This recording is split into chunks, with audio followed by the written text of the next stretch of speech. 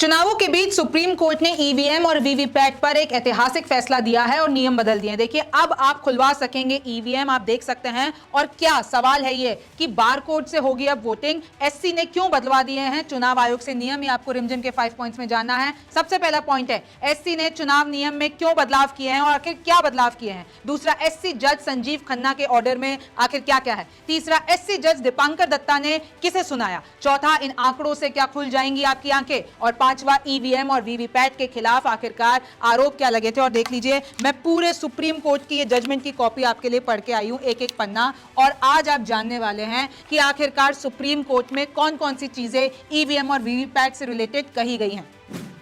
तो देखिए, सबसे पहला पॉइंट है कि आखिरकार इन दोनों जजेस ने अपने सुप्रीम कोर्ट के जजमेंट में क्या क्या कहा है, मैं आपको बताने वाली हूं। लेकिन आप ये देख लीजिए कि आखिरकार ऑर्डर क्या है। तो देखिए, इसमें संजीव जी कहते हैं, यानी संजीव खन्ना कहते हैं कि not because we have any doubt, हमें कोई डाउट नहीं है ईवीएम पर, लेकिन फिर भी क्योंकि हमको स्ट्रेंथन करना है प्रोसेस को, तो अब से क्या होगा, ये जो सिंबल लोडिंग प्रोसेस है उसको भी आप एक कंटेनर में रख के 45 डेज के लिए स्ट्रॉन्ग रूम में रखेंगे। अच्छा, दूसरा जजमेंट क्या है, उन्होंने ये बोला है कि अगर किसी को भी आपत्ति है तो वो क्या कर सकता है। किसी को भी आपत्ति, उनका कहने का ये मतलब है कि अगर जो फर्स्ट पर्सन जीत गया और जो दूसरे और तीसरे नंबर पर आया है उनको अगर आपत्ति है, तो ईवीएम के अंदर ये जो 5% ईवीएम के अंदर माइक्रो कंट्रोल होते हैं, यानी चिप होती है, उसको निकाल कर देखिए, उस चिप में जो प्रोग्राम होता है वो जला दिया जाता है। लेकिन इस जजमेंट के हिसाब से ये कहा गया है कि अगर आपको आपत्ति होती है तो रिजल्ट आने के बाद, यानी 4 जून के बाद 7 दिन के अंदर अंदर आप अपनी शिकायत दर्ज कर सकते हैं। और जो दूसरे और तीसरे नंबर के जो भी होंगे कैंडिडेट, वो ये पता करवा सकते हैं ईवीएम खुलवाकर,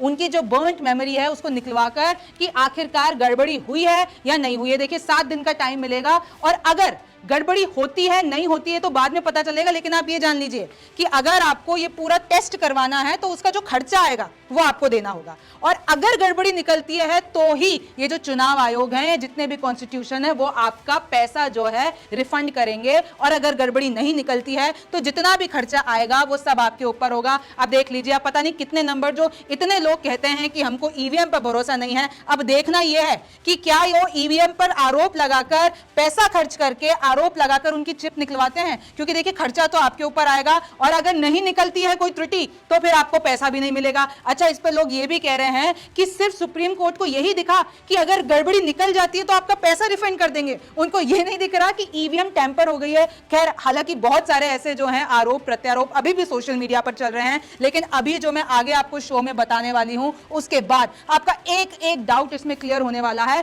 और एक और जो सजेशन दिया गया था इस हियरिंग के दौरान, ये बोला गया है, अब इस पे इलेक्शन कमीशन को अभी सोचना है, लेकिन इस पे आइडिएशन ये दिया गया है कि देखिए, अभी जो ये वीवीपैट स्लिप्स होती हैं उनको फिजिकली काउंट किया जाता है, लेकिन फिजिकली क्या ना काउंट करके क्या हम इनको काउंटिंग मशीन से काउंट कर सकते हैं। दूसरा सजेशन ये दिया गया कि क्या बारकोड, देखिए, including the suggestion that bar coding of the symbols loaded in the VVPATs may be helpful, कि आप जो हर एक मशीन काउंटिंग के लिए है उसमें बारकोड सिस्टम कर दो। तो फिर इस पे कोर्ट का ये कहना था कि देखिए, ये जो जितनी भी सारी चीजें हैं इनके लिए स्टडी करनी पड़ेगी, इसके लिए इवैल्यूएशन करना पड़ेगा और ये इलेक्शन कमीशन का काम है। और जब वो ये लोग कर लेंगे तो अभी हम इस पे कोई कमेंट नहीं करेंगे, लेकिन इलेक्शन कमीशन को कह दिया गया है कि इन दो विचारों पर आपको स्टडी करनी है।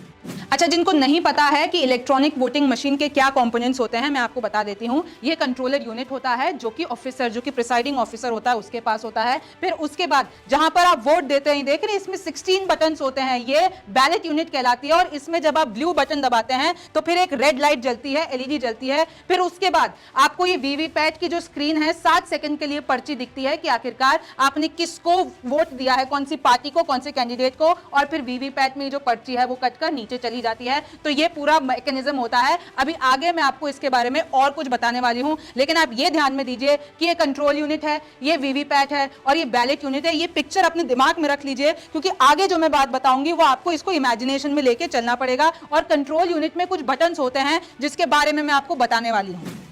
अब देखिए दूसरा पॉइंट देख लेते हैं कि सुप्रीम कोर्ट के जज संजीव खन्ना ने आखिर अपने ऑर्डर में क्या क्या बताया है, क्या क्या क्लियर चीजें की हैं। तो देखिए सबसे पहले कंट्रोल यूनिट में जली हुई मेमोरी होती है, मैं कल भी अपने शो में आपको बता चुकी हूं। और इसमें एक और चीज बोली गई है, ये देखिए एग्नोस्टिक टर्म का इसमें इस्तेमाल किया गया है और इसमें यह बताया गया है कि जो प्रोग्राम डलता है कंट्रोल यूनिट में उसको यह नहीं पता होता है कि उसको किस कैंडिडेट का कौन सा नंबर मिलने वाला है या आगे के क्या प्रोसेस होने वाले हैं, सिंबल लोडिंग यूनिट क्या करने वाली है, उसको कुछ नहीं पता होता है। वो सिर्फ एक प्रोग्राम होता है जिसको मैन्युफैक्चरिंग के टाइम पे जला दिया जाता है। अच्छा एक और देख लीजिए, ईवीएम का थर्ड पार्टी कनेक्शन असंभव है, ना उसको इंटरनेट से कनेक्ट कर सकते हैं, ना आप किसी बैटरी सोर्स से कनेक्ट कर सकते हैं। और अगर आपने उसको थर्ड पार्टी कनेक्शन कर दिया या उसमें घोटालेबाजी करने की कोशिश की तो एक ये पूरा सॉफ्टवेयर होता है, देखिए अनऑथोराइज्ड एक्सेस डिटेक्शन मैकेनिज्म, ये जो सॉफ्टवेयर होता है तुरंत ईवीएम को डिसेबल कर देता है। और मैं आपको एक और बात बता दूं कि एक बार मैन्युफैक्चरिंग यूनिट से आने के बाद यानी एक बार मैन्युफैक्चर होने के बाद इस प्रोग्राम को बदला जाना असंभव है। वीवीपैट में मैं आपको बता दूं 4 MB की फ्लैश मेमोरी होती है। अब मैं ये वीवीपैट की बात कर रही हूं कंट्रोल यूनिट, और जो दूसरी उसकी होती है बैलेट यूनिट, उसकी बात नहीं कर रही हूं। अभी आप अपने दिमाग में रखिए वीवीपैट जिसमें पर्ची दिखती है। वीवीपैट में 4 MB की फ्लैश मेमोरी होती है और इसमें ये 1024 बिट मैप के लिए फाइल्स की जगह होती है कि आप सिंबल्स अपलोड कर सकते हैं उसमें कि कौन सी पार्टी का कौन सा कैंडिडेट है। चुनाव के 15 दिन पहले तक ये मेमोरी एकदम खाली रहती है। जो फ्लैश मेमोरी है ये चुनाव के 15 दिन पहले तक ये खाली रहती है। 6 महीने पहले FLC यानी फर्स्ट लेवल चेकिंग होती है कि चुनाव जब होते हैं, वोटिंग शुरू होने वाली होती है, उससे 6 महीने पहले फर्स्ट लेवल चेक होता है जिसको हम मॉक पोल कहते हैं। इसमें मैं आपको बता दूं पूरी चीजें देखी जाती है, सील लगाई जाती है, इनफैक्ट यहां पर कैंडिडेट्स भी प्रेजेंट रहते हैं। फिर इन्हीं ये फर्स्ट लेवल चेकिंग करने के बाद इनको ट्रेनिंग के लिए कुछ ईवीएम्स को निकाल के 10% उनको ट्रेनिंग के लिए भेजा जाता है। अब मैं आपको आगे बता देती हूं कि EVM management system software application है, इसमें बिल्कुल भी किसी भी इंसान का इसमें इन्वॉल्वमेंट नहीं होता है।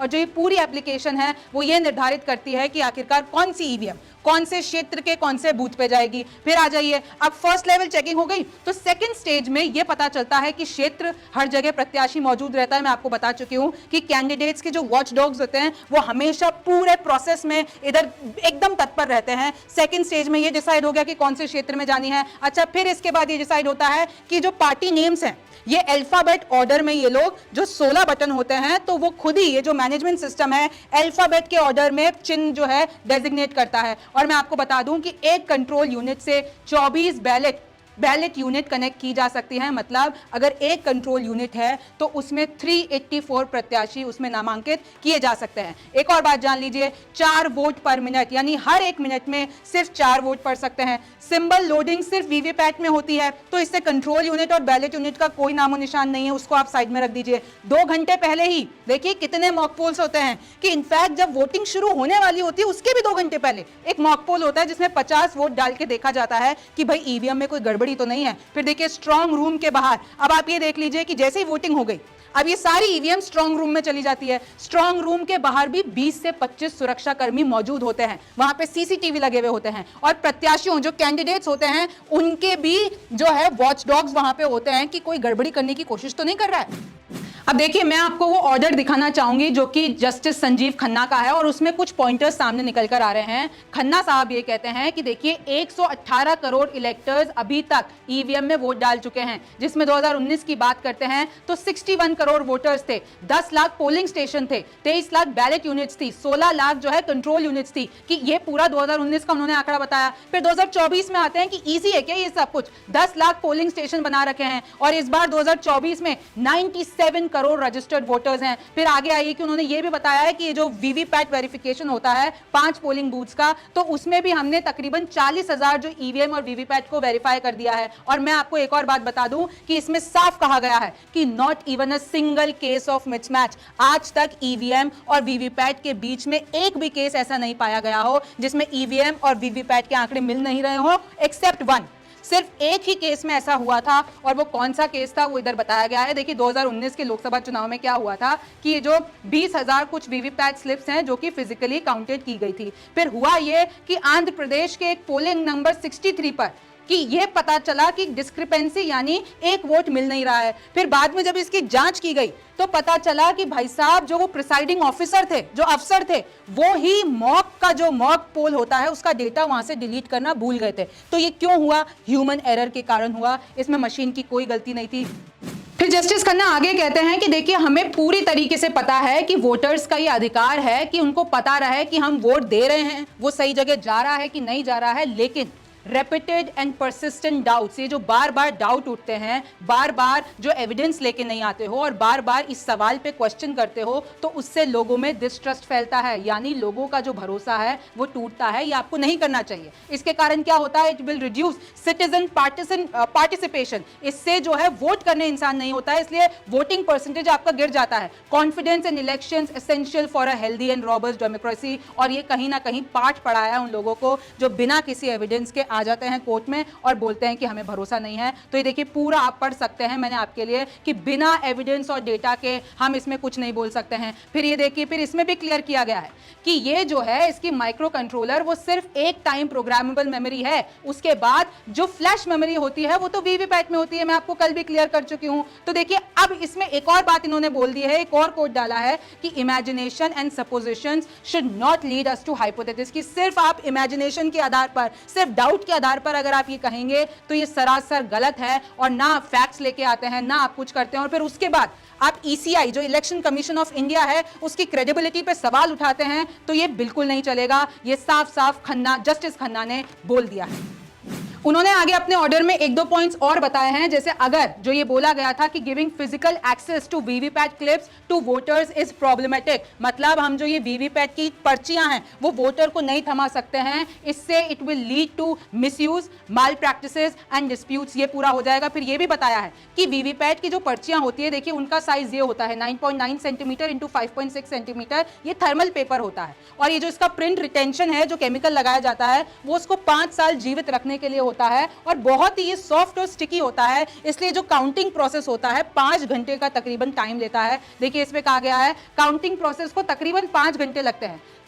तीन ऑफिसर्स जो होते हैं सीसीटीवी के अंदर, पूरी टीम होती है, उसमें एक सुपरवाइजर भी होता है, ईसीआई का ऑब्जर्वर भी होता है, वो सब लोग मिलकर काउंटिंग करवाते हैं। फिर आप ये देख लीजिए कि अगर हम पूरा ही 100% वीवीपैट अगर छानने लगेंगे तो it will increase the time for counting and delay declaration, मतलब रिजल्ट आने में फिर टाइम लगेगा, और उसके बाद जो मैन पावर चाहिए इसके लिए वो भी हमको, जो इलेक्शन कमीशन है उनको डबल कर देना पड़ेगा, तो ये बिल्कुल भी संभव नहीं है, ये जस्टिस खन्ना का कहना था। और एक और मैं बात बता दूं, देखिए the weakness of the ballot paper system is well known, और उन्होंने ये भी कहा कि अगर आप कहते हैं कि बैलेट पेपर पर वापस लौट जाइए तो कैसे संभव है। आप देखिए कि तकरीबन 97 करोड़ हमारे पास जो हैं सारे वोटर्स हैं, और उसमें आप बैलेट पेपर पे जाने की बात करते हैं। अगर हम ये करते हैं, we would be undoing the electoral reforms by directing reintroduction, मतलब जो हमने टेक्नोलॉजिकल एडवांसमेंट की है हम वापस पीछे जाकर हमारी ही एडवांसमेंट को इस पे सवाल उठा देंगे। तो देखिए ऐसे बहुत सारे जो हैं उन्होंने चीजें पॉइंट आउट की है, और एक बार मैं आपको नीचे और बता देती हूँ, इसमें भी उन्होंने ये कहा है कि ये जो टिंटेड ग्लास है, एक और मांग उठी थी पेटिशंस में, एक और विपक्ष की तरफ से मांग उठी थी कि इसको ट्रांसपेरेंट कर दो, वीवीपैट में जो 7 सेकंड के लिए दिखता है आप उसको ट्रांसपेरेंट, तो उस पे भी उन्होंने ये बोला है कि भैया उसको हमने टिंटेड इसलिए कर रखा है कि सिर्फ जो वोट दे रहा है वो उसको ही दिखे, आजू बाजू से ना दिख पाए कि आखिरकार मैंने किसको वोट दिया है। अब तीसरा पॉइंट है कि आखिरकार ये जो जज हैं दीपांकर दत्ता, उन्होंने किसकी क्लास लगाई है, किसको सुनाया है। सबसे पहले उनके बयान कुछ मैं आपको सुना देती हूं जो उन्होंने इस पत्र में लिखे हैं। I have no hesitation to accept the submission, कि ये जो पेपर बैलेट पे लौटने की बात करने वाले हैं ना, जो कि पिछले जो हमने भूल चुके हैं, 2004 के बाद आप देखिए ईवीएम से हम लोग चुनाव कर रहे हैं, तो उन्होंने ये कहा है it reveals the real intention of the petitioning association, कि उनके जो असली साजिश है, आप असली इंटेंशन है वो पता चल गए हैं। उनको सिर्फ इतना करना है, बाय क्रिएटिंग अननेसेसरी डाउट्स, उनको सिर्फ उनका ये इंटेंशन है कि लोगों के दिमाग में फालतू के आप जो है शंका क्रिएट करो। और एक और देख लीजिए, there seems to be a concentrated effort to discredit, diminish and weaken the progress of this great nation on every possible frontier. और साफ कड़क शब्दों में एकदम कहा है कि जितने भी पेटिशंस वाले आए हैं उनका मकसद इतना है कि आप जो हम प्रोग्रेस कर रहे हैं एज एन इंडिया उसको आप डिमिनिश करो। फिर आगे आइए कि आपको इजी लगता है जो इलेक्शन कमीशन करता है,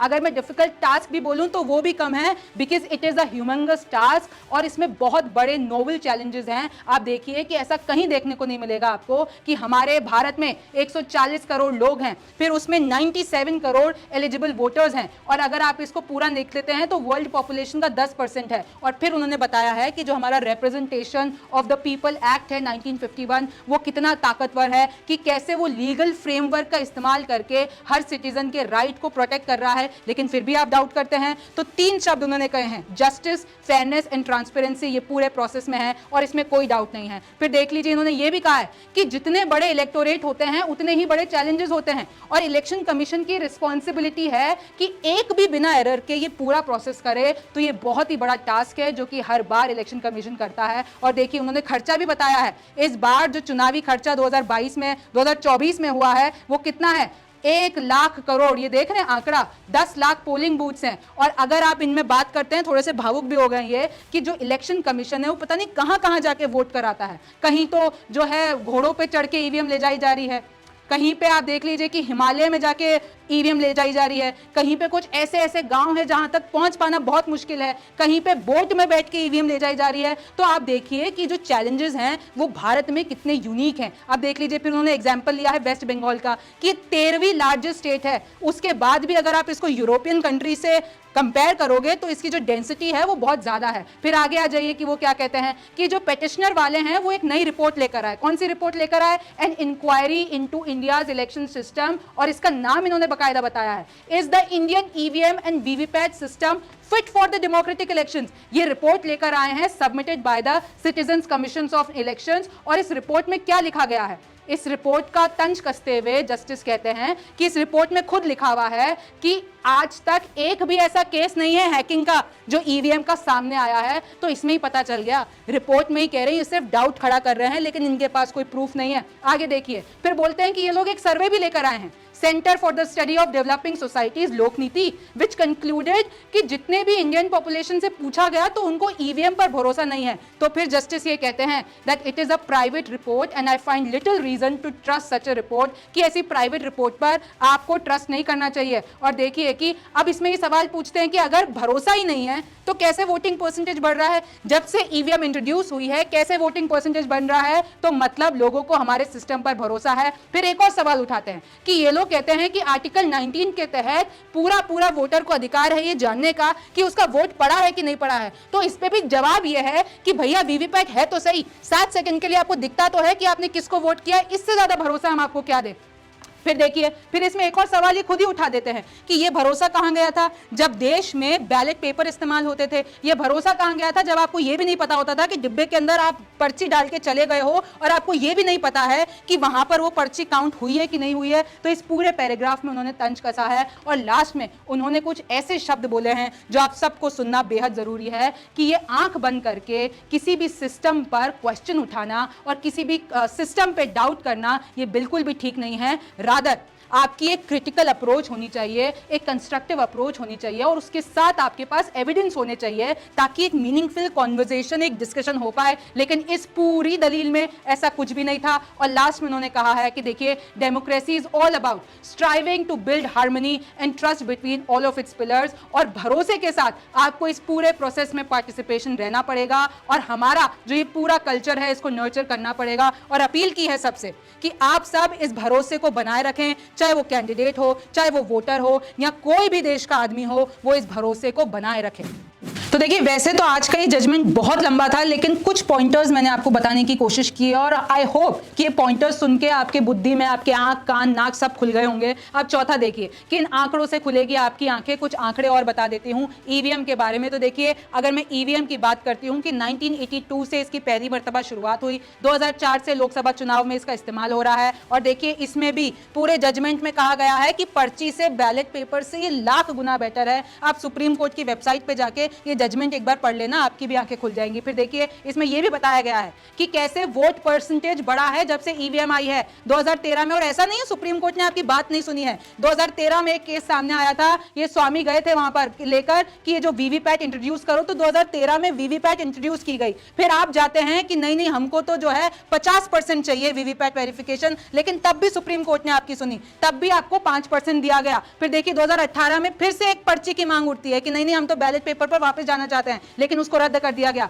2019 में फिर से एक जो है पिटीशन आती है कि 100% वेरिफिकेशन होना चाहिए, उसको भी रद्द कर दिया गया। और 2023 में एक पिटीशन थी पिछले साल ही कि आप सोर्स कोड को रिवील कर दो। अरे भैया, जो मैन्युफैक्चरर का सोर्स कोड है वो कैसे रिवील कर दें, उसका मिसयूज भी तो हो जाएगा, ये कहना था सुप्रीम कोर्ट का। और एक और बात जान लीजिए कि मैं जो आपको पहले बता रही थी कि देखिए कुछ ऐसे प्रोसेस होते हैं जो आपको ईवीएम के बारे में जानना जरूरी है। जैसे ईवीएम में जो कंट्रोल यूनिट होती है, यानी जो बैलेट, आप कंट्रोल यूनिट पे एक बटन होता है बैलेट का, जैसे ही आप वो दबाते हो तो ये बैलेट यूनिट एक्टिवेट हो जाती है। उसमें 16 बटन होते हैं, आप अपने दिमाग में वो पिक्चर रखिएगा जो मैंने आपको शुरुआत में दिखाई थी। तो बैलेट यूनिट में 16 बटन होते हैं, वो एक्टिवेट हो जाते हैं। फिर आप अपने मन पसंदीदा कैंडिडेट को वोट करते हो तो एक लाल बत्ती जलती है। फिर लाल बत्ती जैसे ही जलती है तो वीवीपैट में वो पर्ची 7 सेकंड के लिए आपको दिखती है कि आपने किसको वोट किया है, और फिर वो पलट के नीचे उस बॉक्स में चली जाती है। अच्छा, मैं आपको एक और बात बता दूं, कुछ टेक्निकल डिटेल्स बता देती हूं जो आपको नहीं पता होगी। जो कंट्रोल यूनिट होती है उसमें कुल मिलाकर एक कंट्रोल यूनिट में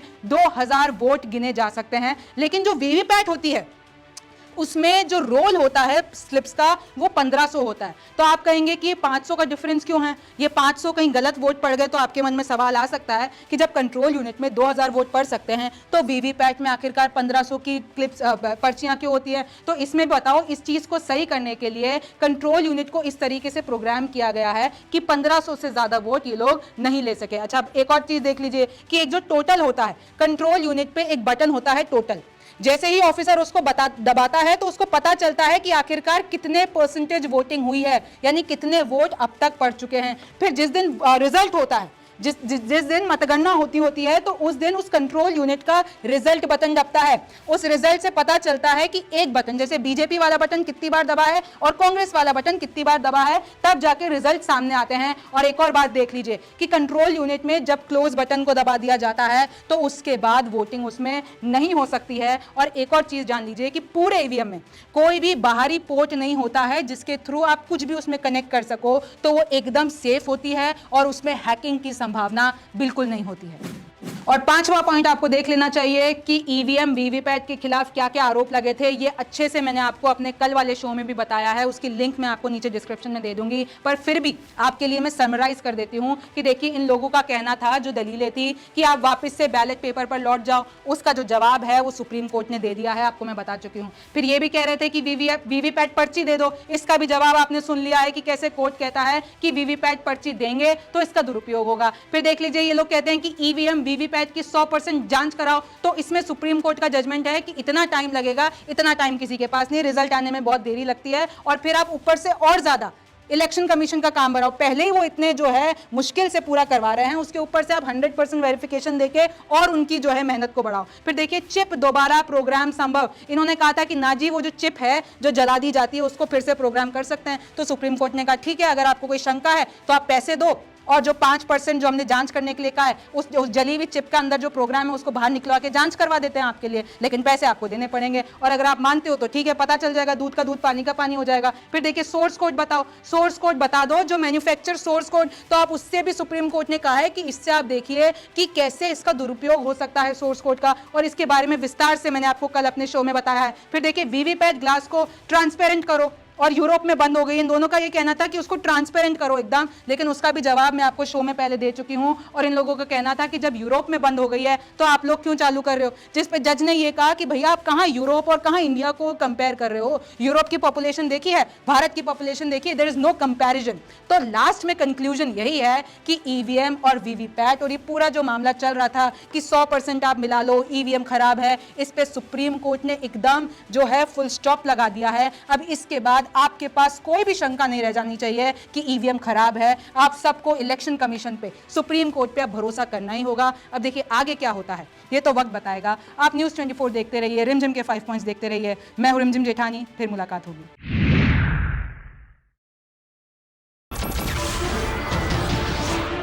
नमस्कार, मैं हूं मानक गुप्ता। अगर आपको हमारा ये वीडियो पसंद आया हो तो इसे लाइक और शेयर जरूर करें, और हाँ, हमें सब्सक्राइब और फॉलो करना ना भूलें ताकि आप देश और दुनिया की कोई खबर मिस ना करें।